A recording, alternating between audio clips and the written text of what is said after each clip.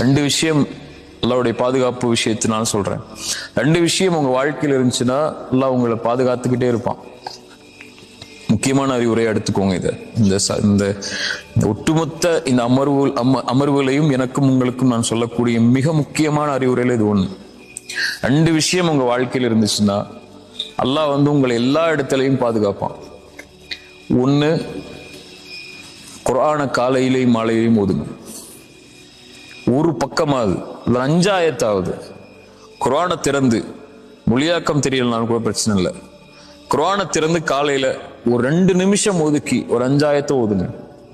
உங்களுக்கு அவ்வளவு வேலை இருந்துச்சுன்னா அதுக்கு மேல ஓத முடியாத அளவுக்கு, அல்லது இரவு தூங்கும் போதோ மாலையிலேயோ 5 ஆயத்து குர்ஆனை ஓதுங்க. 5 ஆயத்துங்கிறது 5 ஆயத்தை தான் ஓதணும்னு நான் சொல்லல, அவ்வளவு அதை விட உங்களுக்கு நேரம் இல்லை அப்படிங்கிற பட்சத்துல சொல்றேன். குறைஞ்சபட்சம்